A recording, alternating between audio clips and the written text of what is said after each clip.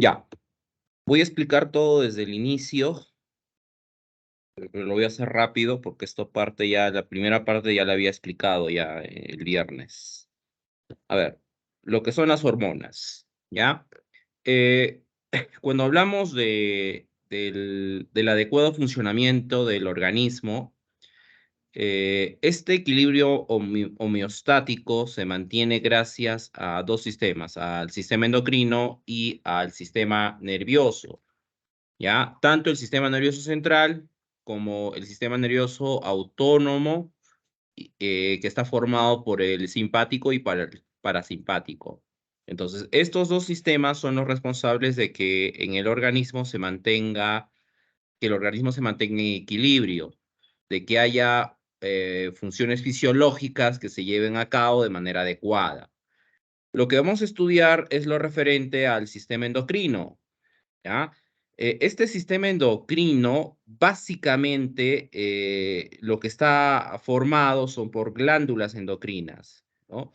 Estas glándulas endocrinas se encargan de secretar hormonas y son estas hormonas las que van a ejercer un control químico. A las hormonas se les denomina primeros mensajeros. Entonces, a partir de esas hormonas se sintetizan segundos mensajeros y esos segundos mensajeros son los responsables de las acciones fisiológicas.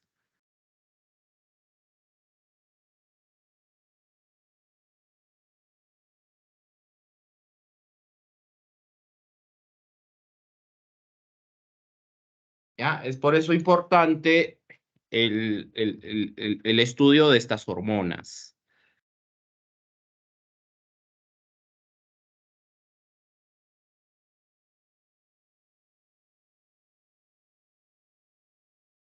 Ya. Entonces, cuando hablamos de las glándulas endocrinas, existen dos glándulas endocrinas importantes, que son el hipotálamo y la hipófisis. El hipotálamo es el conjunto de células especializadas ubicadas en la parte central inferior del cerebro y por debajo del hipotálamo tenemos a la hipófisis. A partir de esta hipófisis es donde se secreta la mayoría de las hormonas, ¿no? Que van a ejercer una acción fisiológica. ¿Ya? La hipófisis está ubicada en la base del cerebro, justo por debajo del hipotálamo, y se considera la parte más importante del sistema endocrino. Esto debido a que a partir de la hipófisis se secreta la mayor cantidad de hormonas, ¿ya?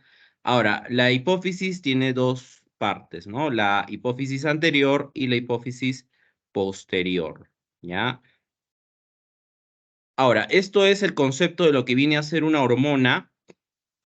¿Ya?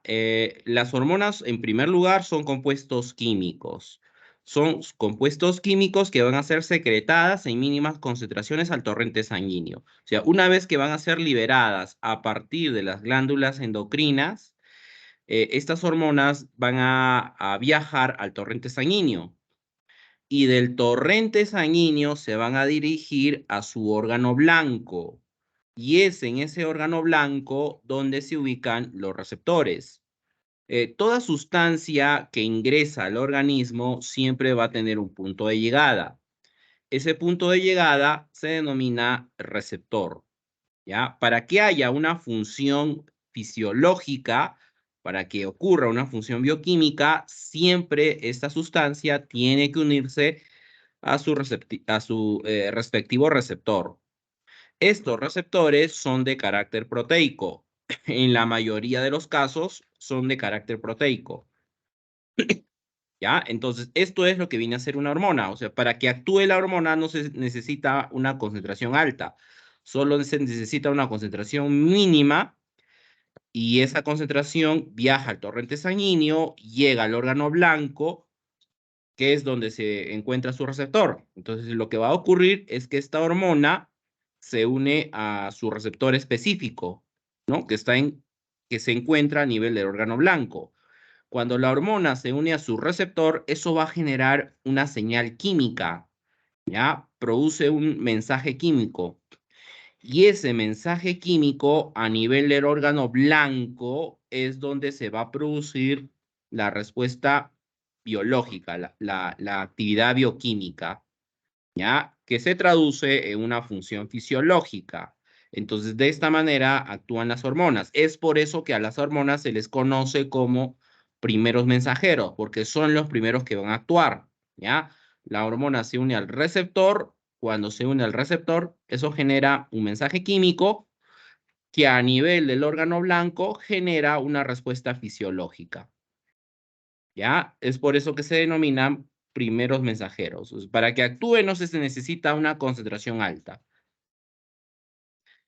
¿ya? Ahora, cuando hablamos del sistema endocrino, el sistema endocrino es el conjunto de órganos glandulares que desempeñan un importante papel en el control y la coordinación de múltiples funciones corporales, ¿ya? Entonces, este sistema endocrino está formado básicamente por glándulas, ¿no? Por glándulas endocrinas y por células también neurosecretoras, glándulas endocrinas y células neurosecretoras.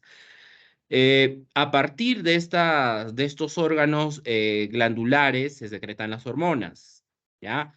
En el caso de las glándulas endocrinas, se secreta la hormona que va a viajar al torrente sanguíneo, ¿no? Llega al torrente sanguíneo y a través de ese torrente sanguíneo va a llegar al órgano blanco, que es donde se ubica su receptor, ¿ya? En este órgano blanco se va a encontrar su receptor. Entonces, la hormona se une a su receptor que se encuentra a nivel de este órgano blanco y ahí se genera la acción fisiológica. Ahora, cuando hablamos de las células neurosecretoras, estamos hablando de algunas neuronas que pertenecen al sistema nervioso central y al sistema nervioso autónomo, ¿no? Uno de estos neurotransmisores importantes es la adrenalina, la noradrenalina. Estos neurotransmisores son liberados a partir de las fibras nerviosas del simpático. Cuando, cuando estas neuronas liberan esas hormonas, ¿no? Como la adrenalina, la noradrenalina, igual van a viajar al torrente sanguíneo, se unen a su receptor que está ubicado a nivel del órgano blanco y es ahí donde generan la acción fisiológica, ¿ya? Entonces, ejemplos de células neurosecretoras son el caso de las fibras nerviosas del simpático, que se encargan de liberar a la adrenalina y la noradrenalina,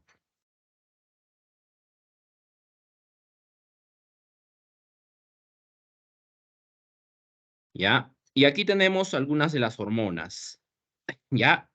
Eh, Este es el principal órgano del hipotálamo, que es la hipófisis. Aquí tenemos la hipófisis posterior y aquí al otro lado, al lado derecho, tenemos la hipófisis anterior. A partir de la hipófisis posterior se van a liberar dos hormonas importantes, que son la oxitocina y la hormona antidiurética, la ADH, que también se le denomina vasopresina. ¿Ya? Hormona antidiurética o la vasopresina.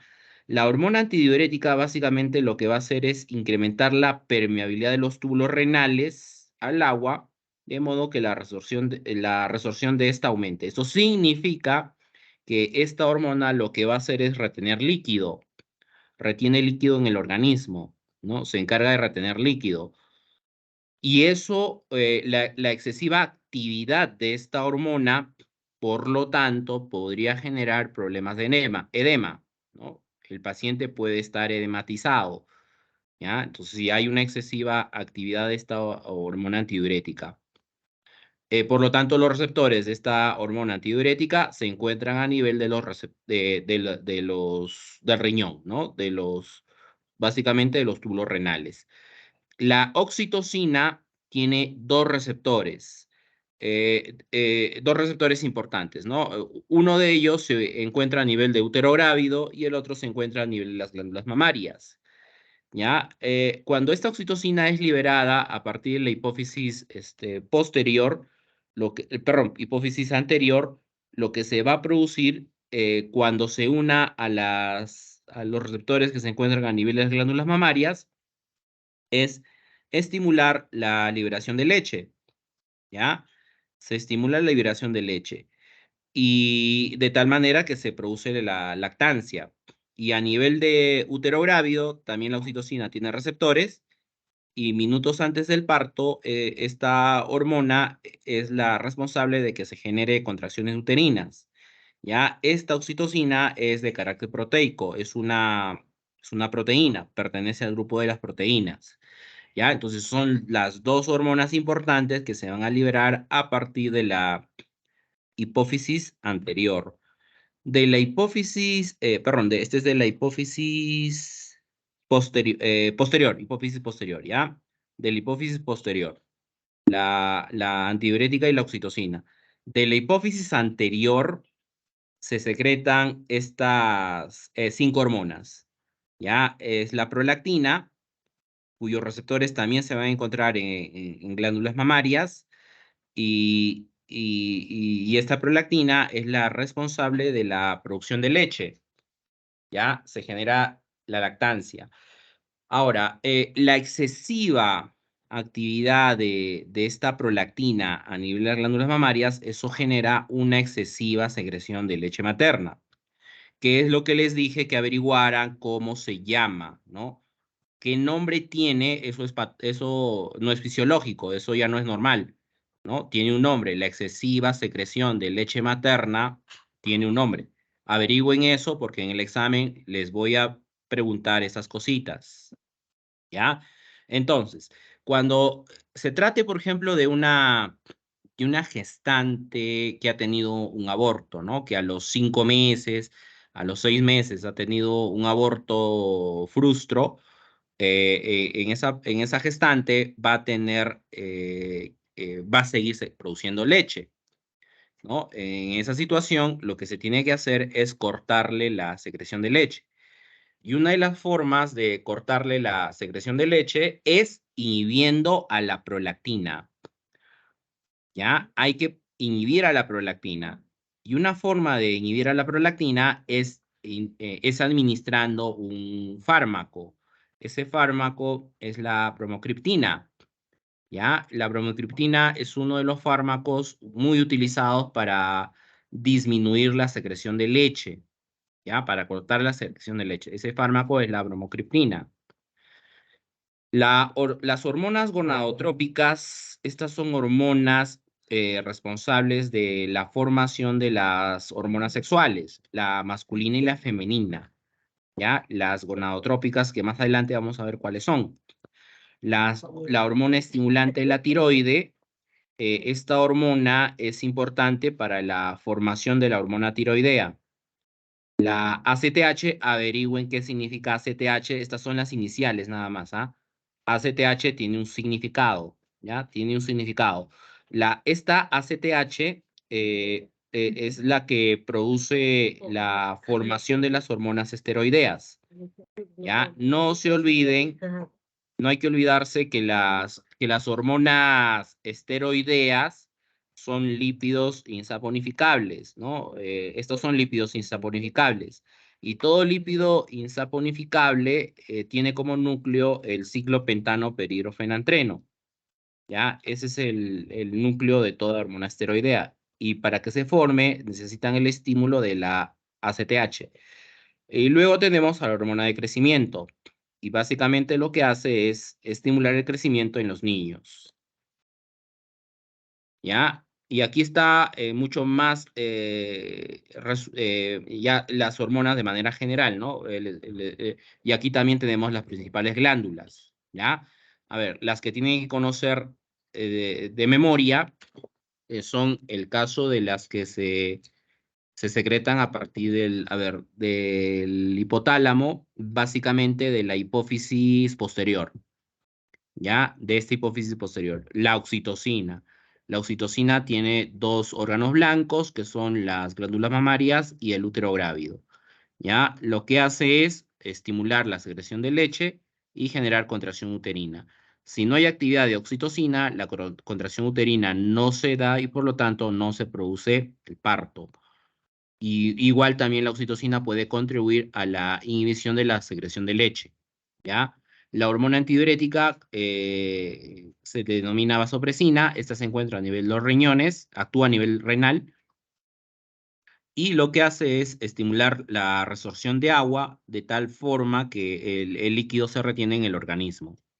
¿Ya? Entonces, estas dos hormonas son importantes que se liberan a nivel de la hipófisis posterior.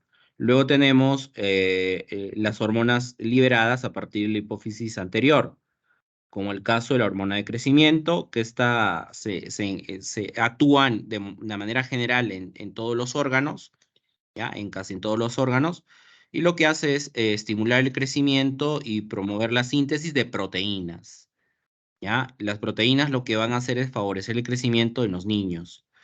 La prolactina, que ya les dije qué cosa es, ¿no? Esta es una hormona que actúa a nivel de las glándulas mamarias, estimulando la producción de leche, ¿ya?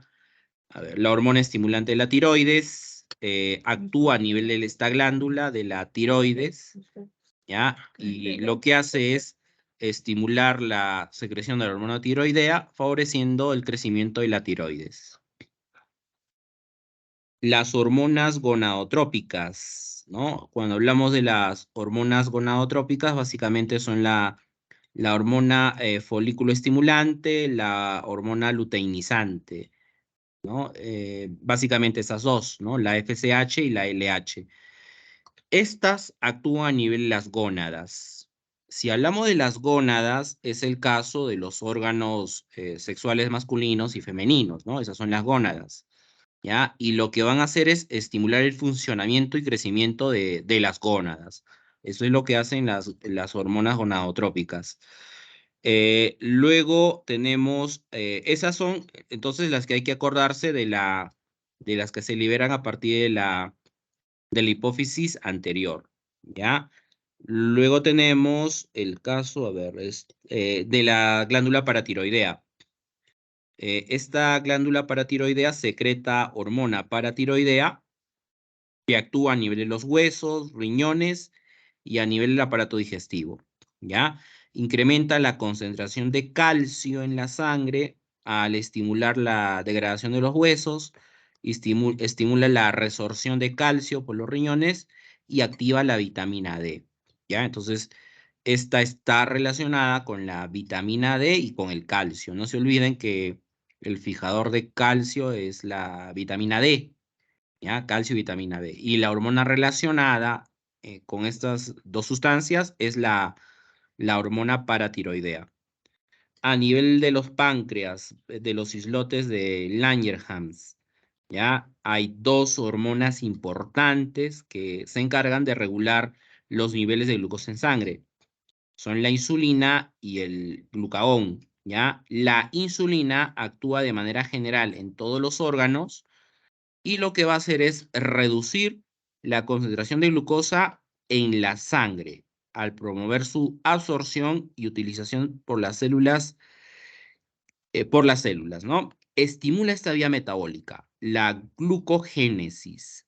La glucogénesis, génesis significa formación, significa inicio. Si hablamos de la glucogénesis, esto vendría a ser síntesis de glucógeno a partir de la glucosa. ¿Ya? Es la síntesis de glucógeno a partir de la glucosa. ¿Ya? Se forma el glucógeno es el polisacárido, es la parte más grande. Y la glucosa es la unidad monomérica. Entonces, sintetizamos el glucógeno a partir de la glucosa, ¿no? Eso es primera etapa. Si hablamos, esto es metabolismo de carbohidratos, esa es la primera etapa. Ahora, ¿qué fase es? ¿Catabólica o anabólica? Eso ya les dejo que averigüen. ¿Eso es catabolismo o anabolismo? ¿Ya? Entonces, ¿por qué se activa la glucogénesis? ¿Por qué se tiene que activar la glucogénesis? Porque en la glucogénesis estamos usando glucosa para producir glucógeno. Eso se produce a nivel del hígado. Entonces, como empezamos a usar la glucosa, la concentración de glucosa en sangre disminuye. Y lo que estimula entonces la glucogénesis es la insulina, ¿ya? La insulina estimula la glucogénesis. Luego también va a almacenar grasa, ¿no? A nivel del tejido adiposo y también estimula la síntesis de proteínas. El glucagón es otra hormona secretada a nivel del páncreas. Esta actúa a nivel del hígado, del tejido adiposo, y esta hormona hace lo opuesto a la insulina, ¿ya? Va a ser lo opuesto. Incrementa la concentración de glucosa en sangre, va a aumentar la concentración, ¿ya? Y lo que hace es básicamente estimular dos vías metabólicas, la glucogenólisis y la gluconeogénesis. Es un metabolismo de carbohidratos, ¿ya? La glucogenólisis es lo opuesto a la glucogénesis. Lisis es ruptura. Glucógeno es el glucógeno. O sea, vamos a romper al glucógeno. Ruptura de glucógeno para producir glucosa. Esa es la glucogenólisis. Eso también es en primera etapa. Primera etapa del metabolismo del carbohidrato. ¿Será catabolismo o anabolismo? Eso ya lo averiguan ustedes. La gluconeogénesis tiene dos etapas bien marcadas, ¿ya? Neo significa nuevo, génesis es inicio. Entonces, ¿qué cosa es una gluconeogénesis? En la primera etapa de la gluconeogénesis se forma la glucosa. Hay algunas situaciones en donde el organismo requiere formar, sintetizar glucosa. Por ejemplo, en un ayuno prolongado, cuando no se ha utilizado, cuando no se consume alimentos carbohidratados. Entonces, en esa situación se tiene que dar una gluconeogénesis, porque es la única forma de conseguir la glucosa. ¿Ya? Esa glucosa se sintetiza a partir de metabolitos intermediarios, como el caso del lactato, y aminoácidos provenientes del ciclo de Krebs. De ahí proviene estos metabolitos intermediarios, ¿no? Lactato y aminoácidos del ciclo de Krebs. Esos se utilizan para sintetizar la glucosa que el organismo va a requerir. Esa es la primera etapa. Y en la segunda etapa, esta glucosa nueva que se ha formado es utilizada para formar glucógeno. ¿Ya? Claro que eso va a depender de la necesidad del organismo, ¿ya? Entonces, tanto en la glucogenólisis como en la gluconeogénesis hay producción de glucosa, ¿no? En ambas hay producción de glucosa, ¿no? Y la concentración de glucosa en sangre aumenta, ¿ya? Entonces, las dos vías metabólicas que van a ser estimuladas por el glucagón son la glucogenólisis y la gluconeogénesis. A nivel de las médula suprarrenal, tenemos estas dos catecolaminas que van a ser secretadas a partir de las fibras nerviosas del sistema nervioso simpático, ¿ya? Son la adrenalina y la noradrenalina.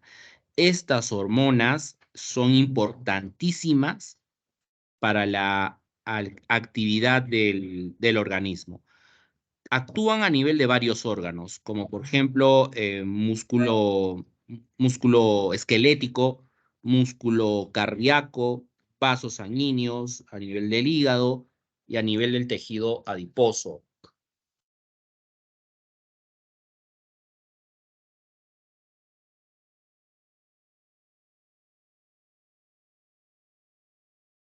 ¿Ya? Ahora, estos receptores, que son la adrenalina y la noradrenalina, tienen dos tipos de receptores.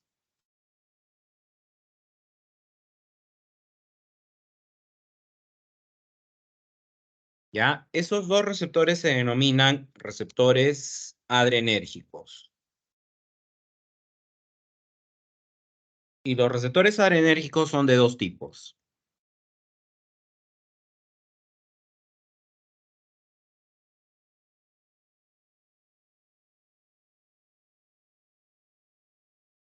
¿Ya? Si hablamos de receptores adrenérgicos, tenemos a los receptores alfa,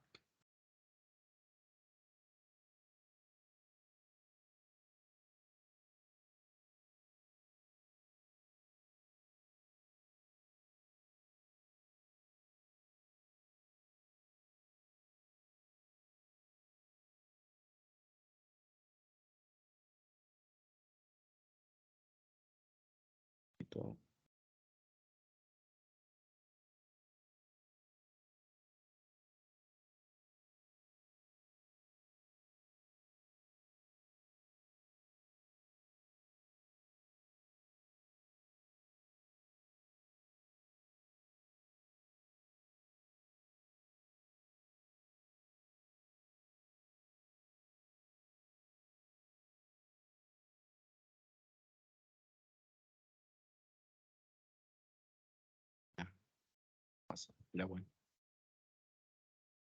Ya. Entonces, se denominan receptores alfa y receptores beta.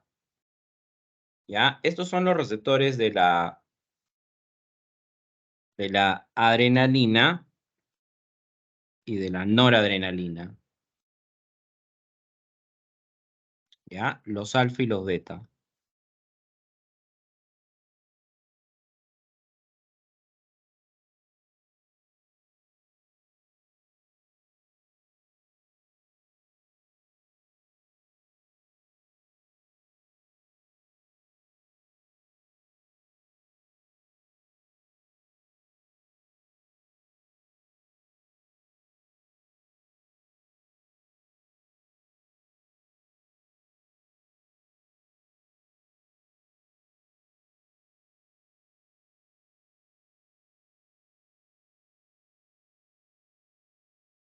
Alfa y beta.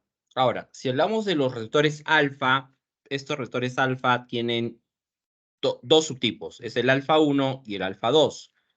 Este alfa 1 y este alfa 2, su principal ubicación es a nivel de los vasos sanguíneos. ¿Ya? Se ubica principalmente a nivel de los vasos sanguíneos. Y también tiene, en el caso del alfa 1, este alfa 1 se ubica a nivel a nivel ocular y a nivel de glándulas, de manera general, ¿ya? Entonces, básicamente, principalmente es vasos sanguíneos, tanto para el alfa 1 como para el alfa 2. Cuando este receptor alfa 1 se active por acción de la adrenalina, ¿ya? Lo que va a activar a este receptor alfa es la adrenalina. Eso va a generar la vasocontracción.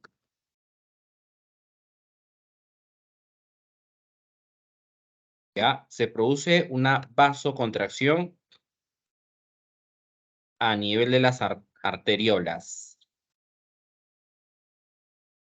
La excesiva activación de estos receptores alfa-adrenérgicos va a generar una mayor vasocontracción. Entonces, si hay una mayor vasocontracción, eso causa una patología. Eso vendría a ser una hipertensión arterial.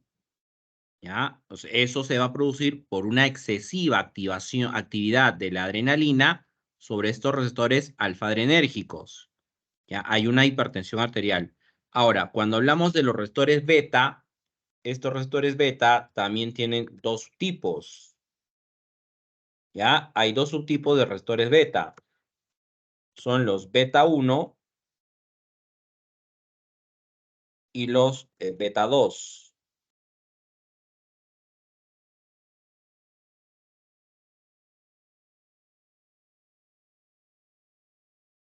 Beta 1 y los beta 2. Los beta 1 están principalmente a nivel de corazón, ¿ya? Corazón. Y cuando el beta 1 es activado por la adrenalina o noradrenalina, se genera contracción cardíaca, ¿ya? Contracción. Entonces, en esta situación, lo que va a ocurrir es un aumento en la fuerza de contracción, un aumento en la frecuencia cardíaca y un aumento en la velocidad de conducción.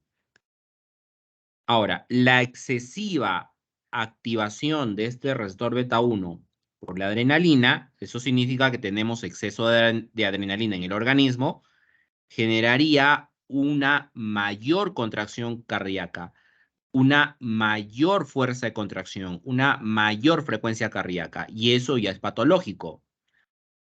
Y la patología en esta situación vendría a ser una taquicardia. Se genera una taquicardia como patología, ¿ya? El beta 2 tiene ubicaciones, es un receptor bien diseminado. Este tiene ubicaciones de manera general a nivel del músculo liso, ¿ya? Y dentro del músculo liso, principalmente hay que resaltar la ubicación de los pulmones a nivel bronquial, vamos a poner, ¿ya? Bronquial. Y cuando el beta 2 cuando es activado a nivel de los bronquios, va a generar una broncodilatación.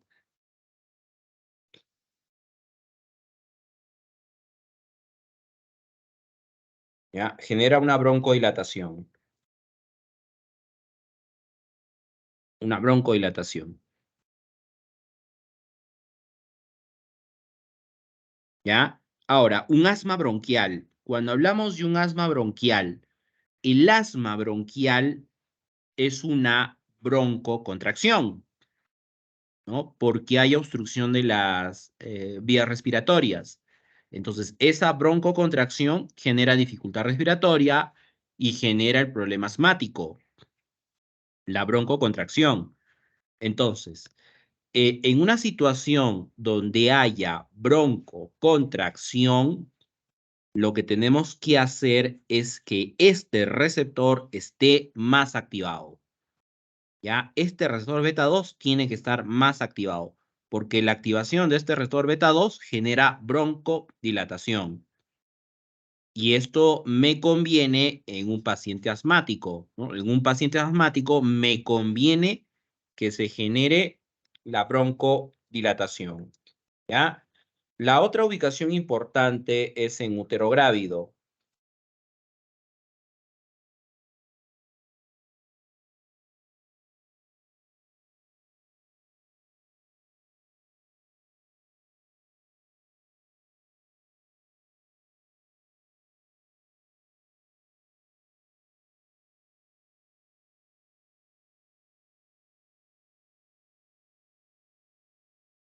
En útero grávido, ¿ya? Cuando este receptor beta 2 es activado a nivel del útero grávido, se genera relajación uterina. Hay una relajación uterina, ¿ya? Se produce la relajación uterina. Es por eso que, por ejemplo, de los antiasmáticos, el medicamento más utilizado es el salbutamol y el fenoterol.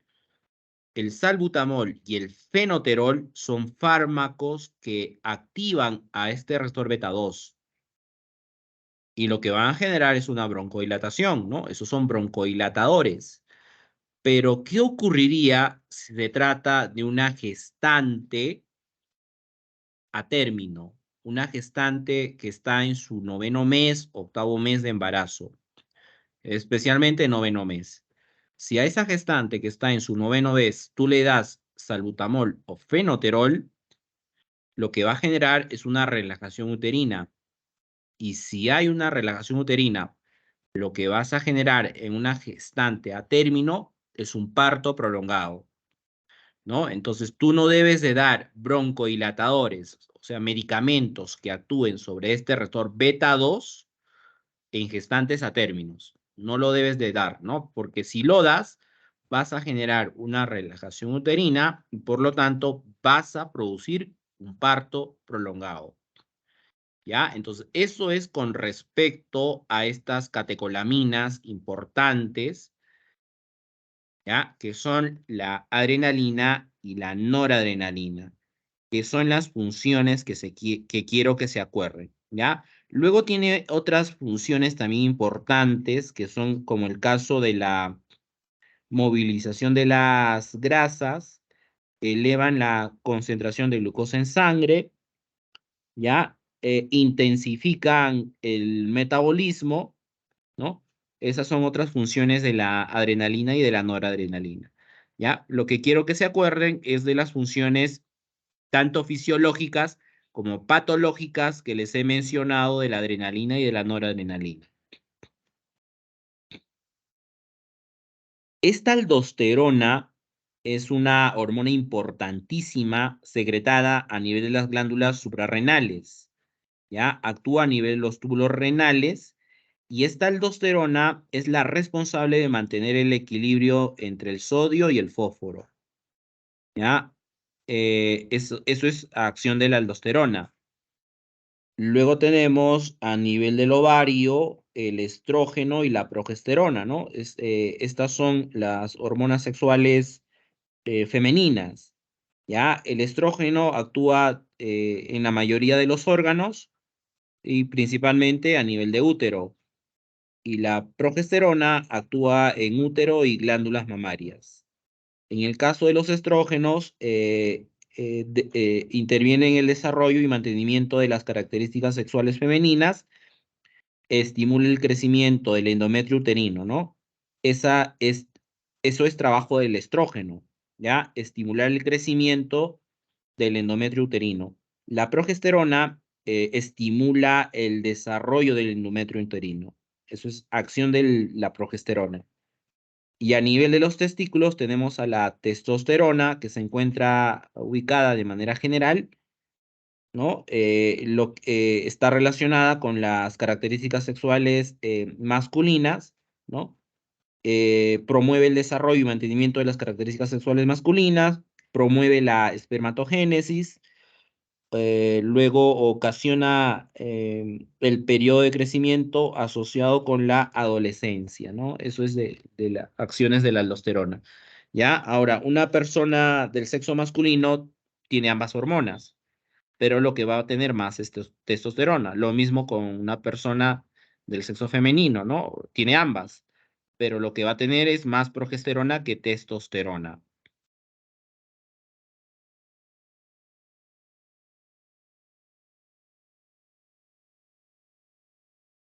¿Cuáles son los receptores de las hormonas? ¿Ya? Los receptores de las hormonas las clasificamos en dos grandes grupos. Los receptores intracelulares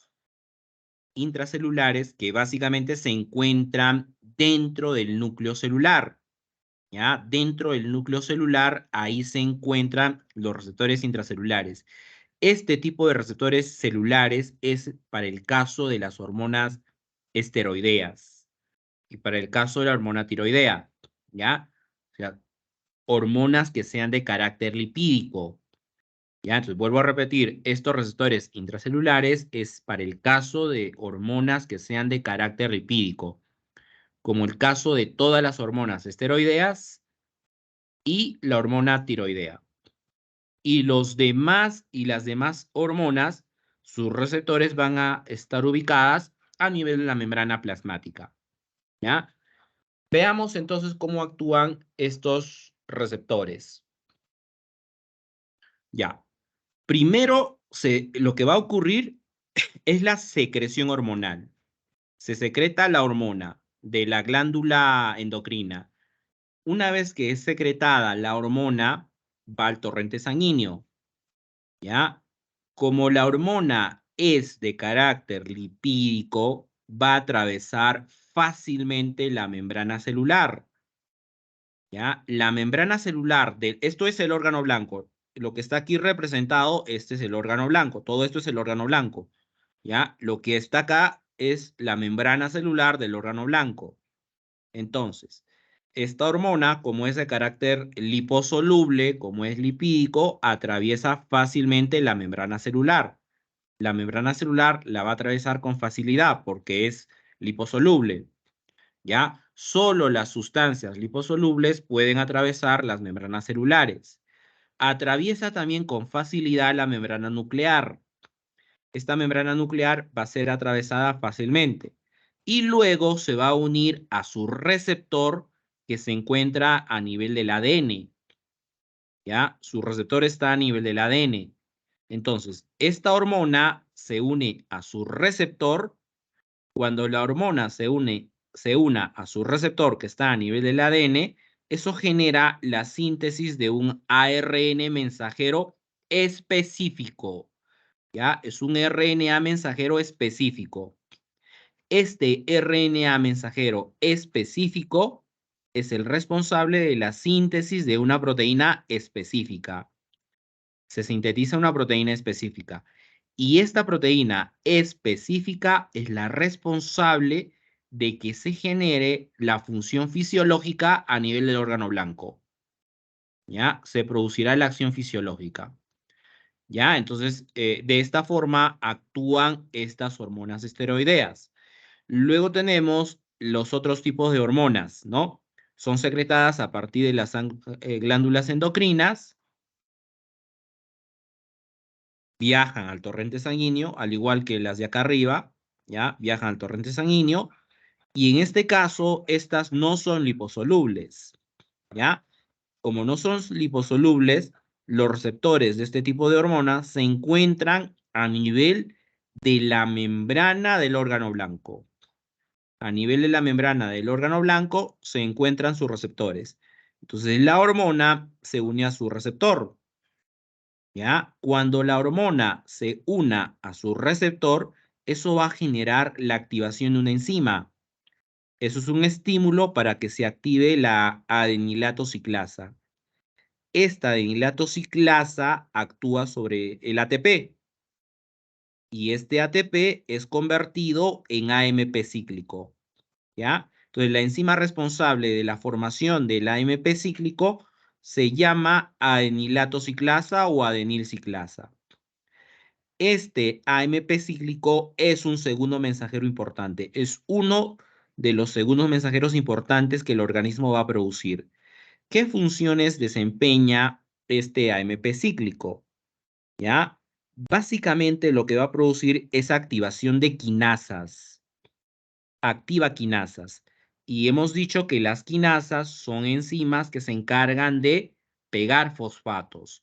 Esas reacciones se denominan reacciones de fosforilación. Entonces, este AMP cíclico lo que va a producir es fosforilar proteínas celulares específicas, ¿ya? Le pega fosfatos a algunas proteínas, no a todas, solo a una proteína específica que se encuentra ubicada a nivel del órgano blanco. Una vez que se produce la reacción de fosforilación, eso va a generar la acción fisiológica. ¿Ya? Entonces, para que se produzca esta acción fisiológica, tiene que producirse la fosforilación. Y esta fosforilación es producida por el AMP cíclico. Para que se sintetice el AMP cíclico, necesitas que esté activa la adenilato ciclasa. Y quien activa la adenilato ciclasa es la unión de la hormona con el receptor.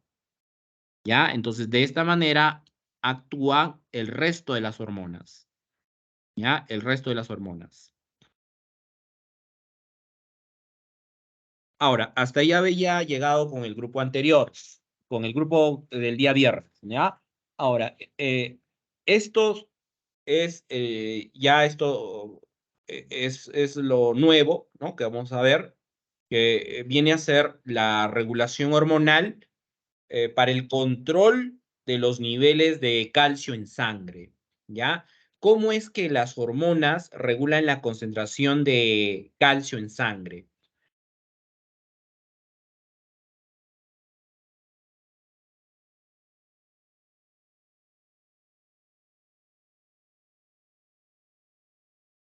Para esto interviene una hormona muy importante.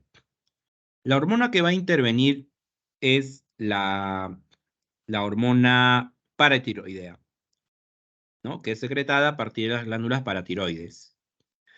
¿Ya? Esta glándula paratiroidea es la glándula responsable de mantener el equilibrio homeostático del calcio.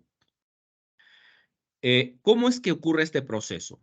¿Ya? Si nosotros tenemos un exceso de calcio en el organismo, los niveles de calcio el calcio tiene una concentración normal en el organismo. ¿Ya? Hay una concentración normal de calcio en el organismo. Cuando esta concentración de calcio está de manera excesiva en el organismo, ¿ya? Si tenemos un exceso de calcio en el organismo, esto es un factor que va a producir inhibición de las glándulas paratiroideas.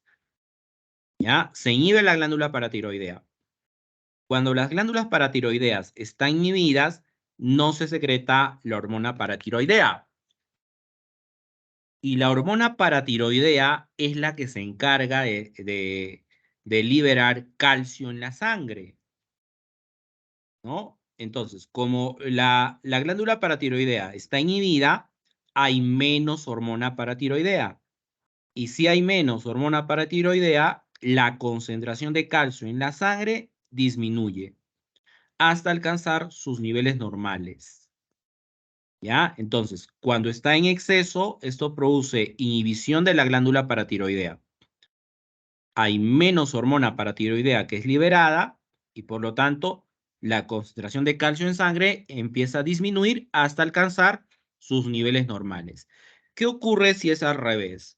¿ya? Si es al revés, si tenemos una baja concentración de calcio en el organismo, en este caso, esto también es un factor que en este caso va a estimular a la glándula paratiroidea, ¿ya? Entonces, los niveles bajos de calcio en sangre estimulan a la glándula paratiroidea. Como esta glándula paratiroidea está estimulada, se secreta más hormona paratiroidea. Vamos a tener más hormona paratiroidea. Y si tenemos más hormona paratiroidea, se va a liberar más calcio, ¿no? Se libera más calcio. Y por lo tanto, la concentración de calcio empieza a aumentar hasta alcanzar sus niveles normales. ¿Ya? Entonces, en esta situación, la glándula responsable de controlar los niveles de calcio en el organismo es la glándula paratiroidea. ¿Ya? Esa glándula paratiroidea se inhibe cuando haya un exceso de calcio y se estimula cuando haya una baja concentración de calcio en el organismo. ¿Ya? Entonces, son dos factores que van a intervenir en la activación de la glándula paratiroidea. ¿Ya? La concentración de calcio.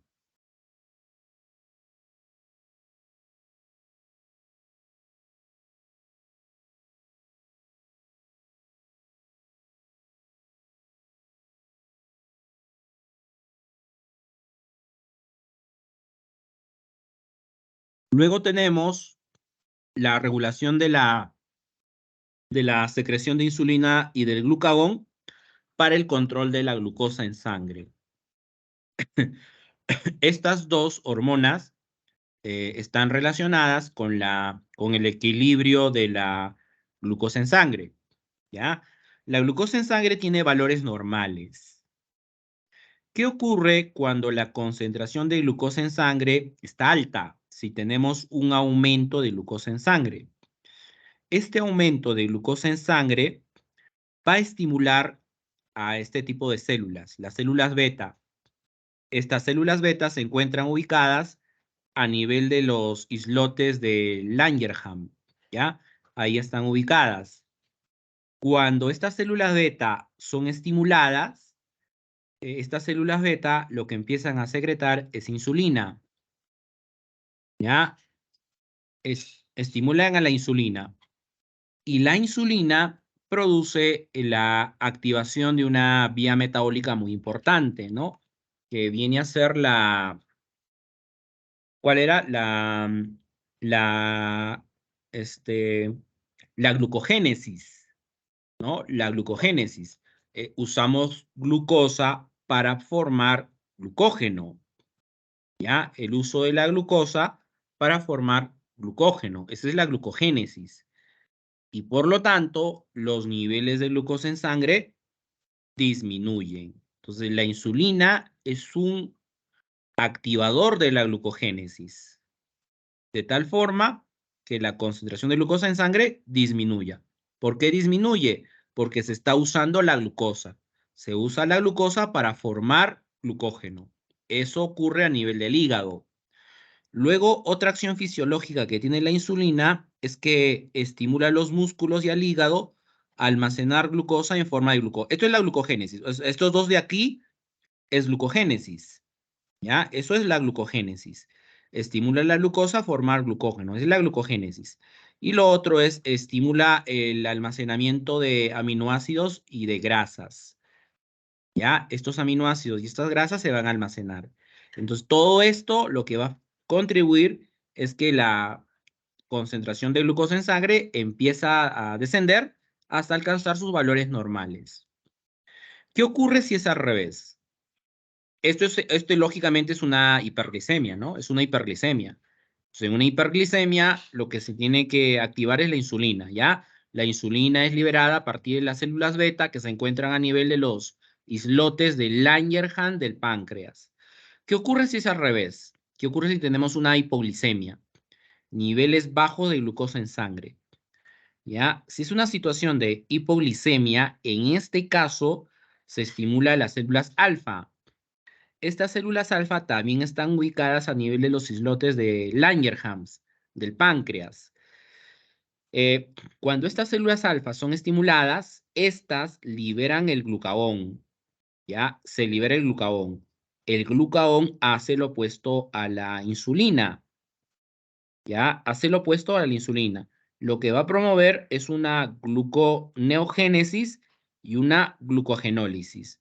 Gluconeogénesis y glucogenólisis. Las dos, la gluconeogénesis es síntesis de glucosa nueva en el organismo y la glucogenólisis es la ruptura del glucógeno para producir glucosa.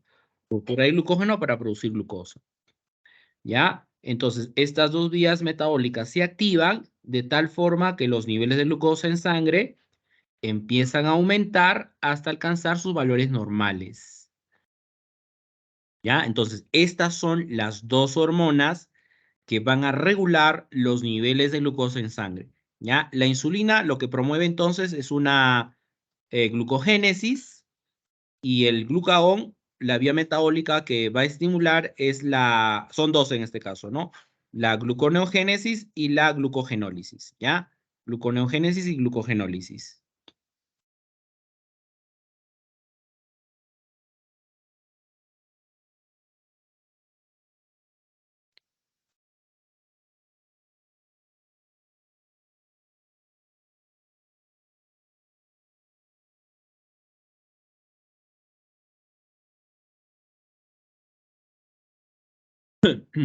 ¿Cómo se lleva a cabo la síntesis de las hormonas esteroideas? Las hormonas esteroideas se sintetizan a partir del colesterol, ¿ya?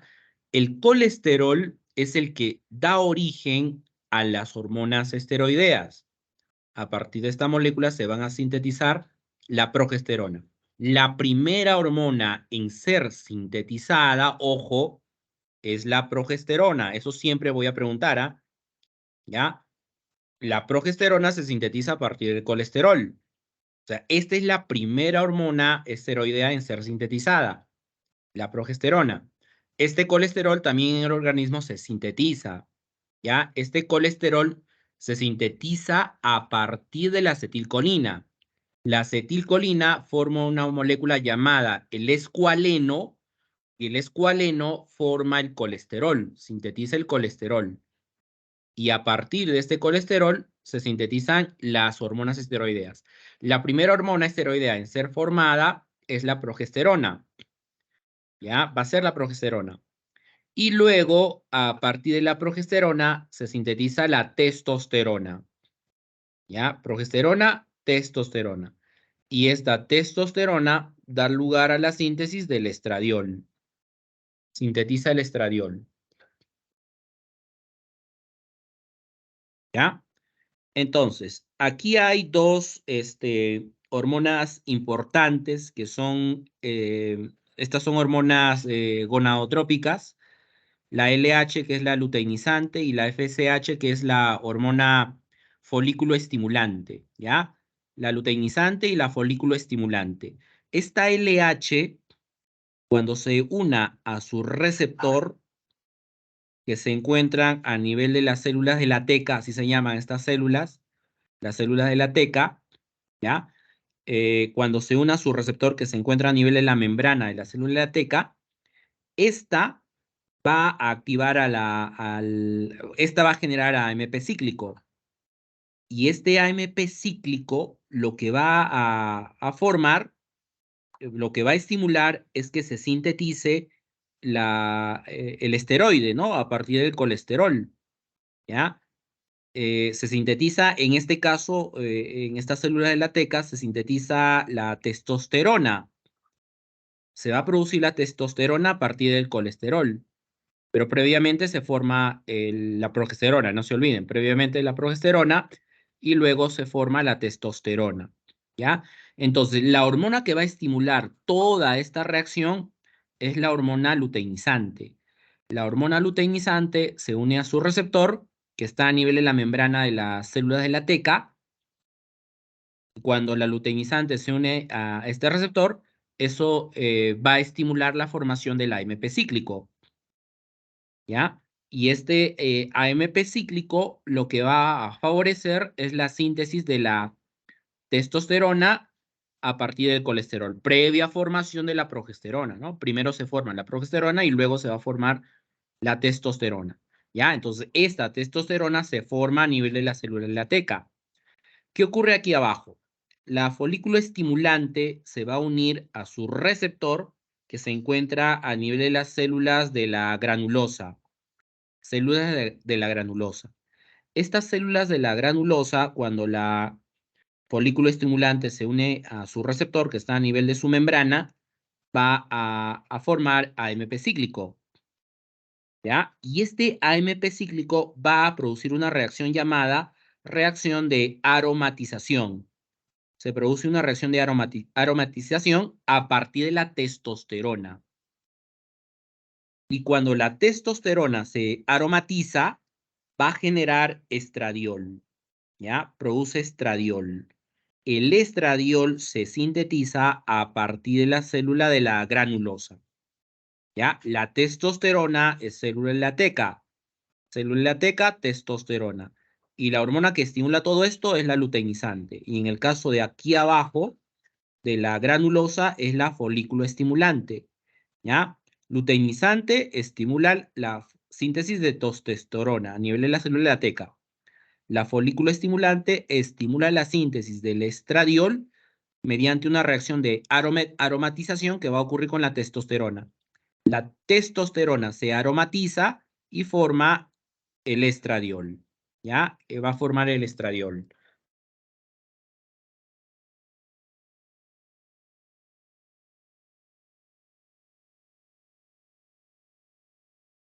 Ya. En este caso, esto viene a ser la representación de una gónada, ¿no? Esto es el caso de los testículos, ¿no? A nivel del hipotálamo hemos dicho que tenemos esta glándula importante que es perdón, acá me he equivocado, esta es la hipófisis, no son los testículos. Ahí había un lapsus brutus, ¿ya? Pero esto está relacionado justamente con la síntesis de lo que son las hormonas sexuales masculinas y femeninas. Entonces, a nivel del hipotálamo, hemos dicho que existe la hipófisis, ¿no es cierto? La hipófisis. Eh, este hipotálamo lo que va a estimular es la liberación de una hormona, ¿ya? Esta hormona se llama GnRH.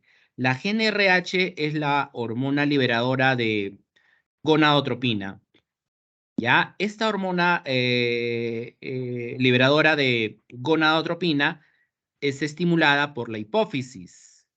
Va a estimular, perdón, a la hipófisis.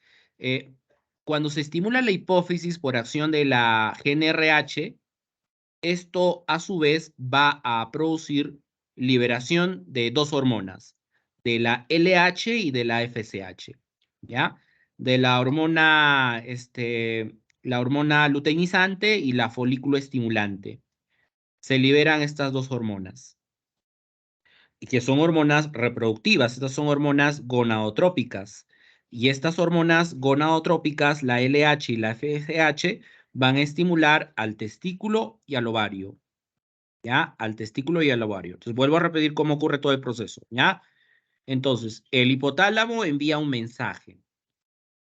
Ese mensaje va a producir liberación de esta hormona, ¿no? Que es la hormona liberadora de gonadotropina. Ya, esta se libera a partir del hipotálamo. Esta va a ser liberada a partir del hipotálamo, ¿ya? La hormona liberadora de gonadotropina, conocida como GnRH.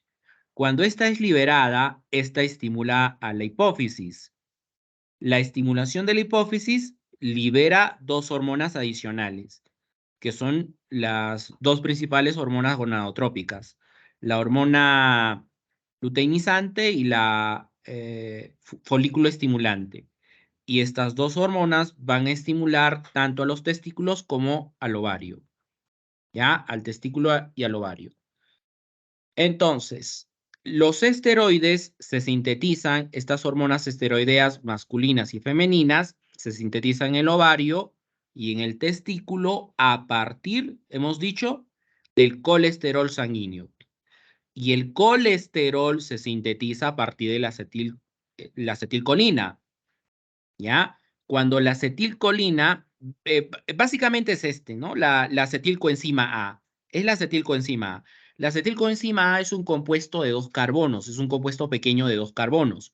Entonces, ahí lo que va a ocurrir es la fusión de varias moléculas de acetilcoenzima A, ¿ya? No es acetilcolina, es acetilcoenzima A, ¿ya? Es acetilcoenzima A. La acetilcoenzima A es una molécula pequeña de 2 carbonos. Entonces, esta acetilcoenzima A va a ir donando 2 carbonos, 2 carbonos, 2 carbonos, hasta que se genere un compuesto llamado escualeno. Se forma el escualeno y a partir del escualeno se sintetiza el colesterol. O sea, el donador de carbonos es la acetilcoenzima A. Ya va a ser la acetilcoenzima A. Ese es el donador de carbonos. Y cuando varias moléculas de acetilcoenzima A se han fusionado, eso va a generar una molécula llamada el escualeno. Y el escualeno forma el colesterol. Va a formar el colesterol.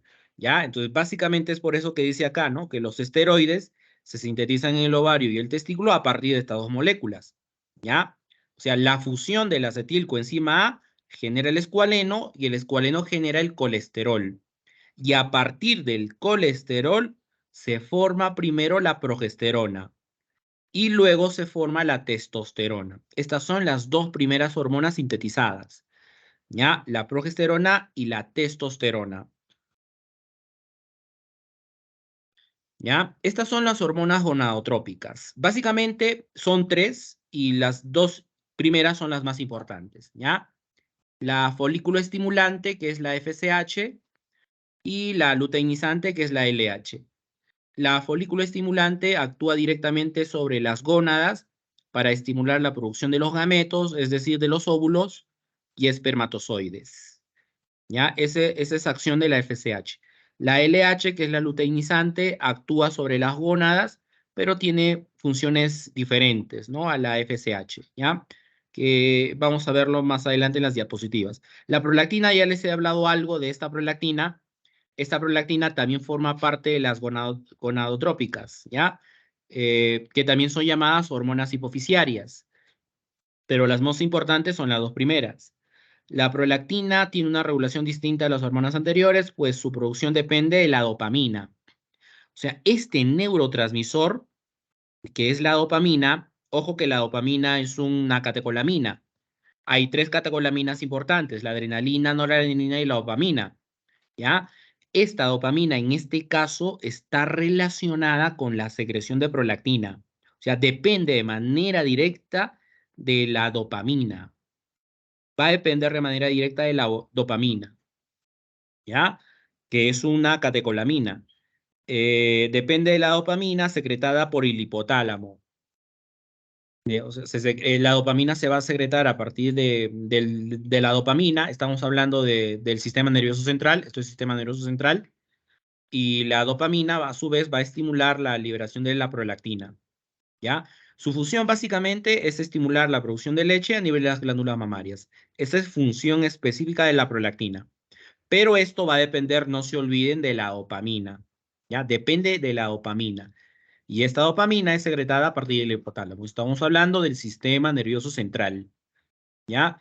De manera directa, entonces depende de la dopamina. Si no hay dopamina, no hay secreción de prolactina y por lo tanto no hay secreción de leche. ¿Ya? ¿Cómo cortamos la secreción de leche? Inhibiendo bueno, de manera directa lo que vamos a hacer es inhibir a la dopamina, es lo que vamos a hacer. Cuando inhibamos a la dopamina, la prolactina disminuye y si no hay prolactina, cortamos la leche. Y ya les dije qué medicamento hace eso, ¿no? El medicamento que hace eso es la bromocriptina. Se llama bromocriptina. Entonces, esa bromocriptina inhibe a este. De manera directa va a inhibir a este. Al inhibir a la dopamina, inhibe la liberación de prolactina. Y como no hay prolactina, la secreción de leche disminuye.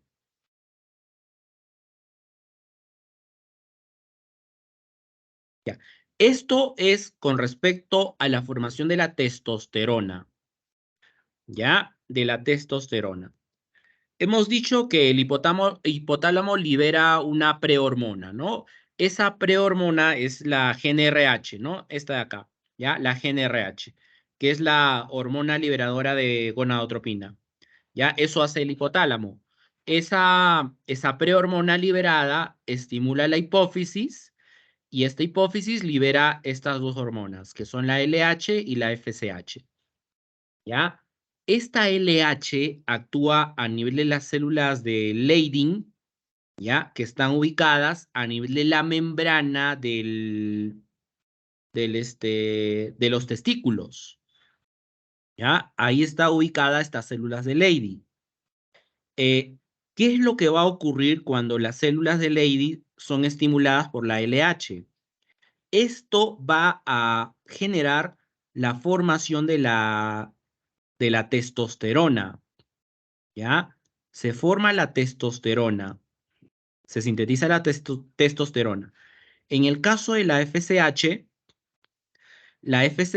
actúa a nivel de las células de Sertoli y en este caso lo que se va a estimular es la espermatogénesis, ¿no? La formación de los espermatozoides. ¿Ya? Entonces, miren, son dos cosas diferentes, ¿no? La LH estimula a las células de Leydig que están ubicadas a nivel de la membrana de los testículos y esto genera formación de la testosterona, ¿ya? La FSH estimula las células de Sertoli y cuando estas se estimulan, esto va a promover la espermatogénesis, ¿no? Es decir, la formación de los espermatozoides, ¿ya? Entonces, de esta manera actúa la LH y la FSH, ¿ya? Entonces, por eso que se dice que de manera directa actúan directamente en el origen del espermatozoide, ¿no? Básicamente la FSH, ¿ya? Promoviendo esta espermatogénesis. La función de la testosterona es estimular el desarrollo de los caracteres secundarios en el crecimiento de los órganos sexuales en el varón, ¿ya? Esa es una función específica de la testosterona. En el caso de las femeninas, ¿no? Del estrógeno y la progesterona, ¿ya? Estas dos hormonas también van a actuar, la LH y la FSH. En el caso de la LH, estimula las células de la teca, ¿ya? Estas están ubicadas a nivel del ovario, a nivel de la membrana del ovario. Cuando estas células de la teca son estimuladas, esto forma andrógenos, ¿ya? Y sobre estos andrógenos va a haber una estimulación de la FSH. Cuando esta FSH estimula a los andrógenos, ¿no? Esto ya es a nivel de la célula, esto de que está acá, de color rosado, es la célula de la granulosa, ¿ya? Esta es la célula de la granulosa y lo que está por encima de las células de la granulosa son las células de la teca, ¿ya? Células de la teca y células de la granulosa. Estamos hablando del ovario, esto es el ovario, ¿ya?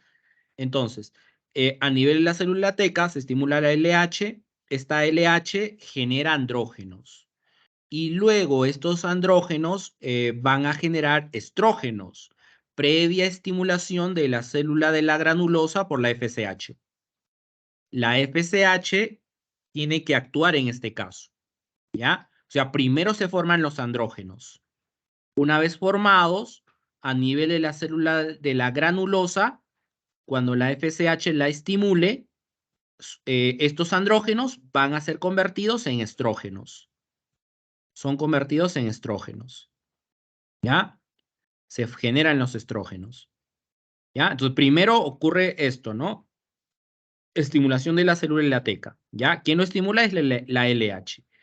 Cuando son estimuladas, se generan los andrógenos. Luego actúa la FSH, estimula las células de la granulosa y estos andrógenos forman estrógenos.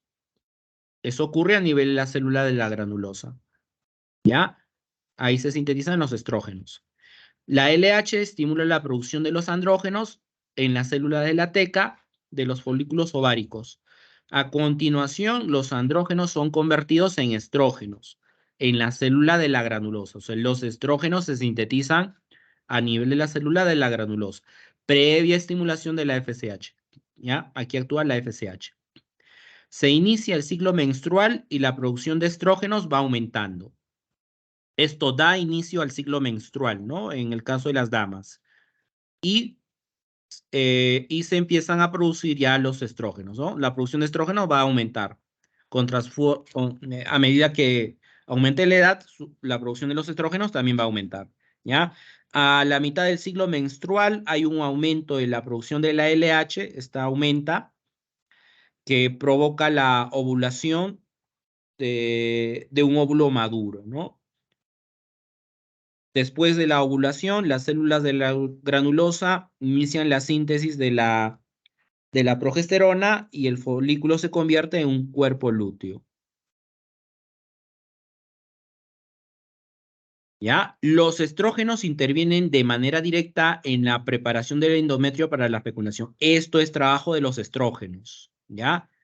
Preparar al endometrio. Eso es trabajo del estrógeno. La progesterona es secretada por el cuerpo lúteo, estimulando un mayor engrosamiento del endometrio para recibir al óvulo fecundado. Esto es trabajo de la progesterona.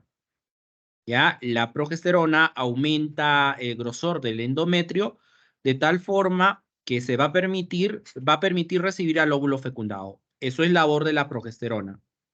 La producción de las hormonas sexuales disminuye luego de la menopausia, ¿no? En la etapa menopáusica, la producción de estas hormonas sexuales va a estar disminuida. ¿Ya? Estas son las principales hormonas femeninas sintetizadas, ¿no? Tenemos el estradiol y la progesterona, ¿ya? Estradiol y la progesterona.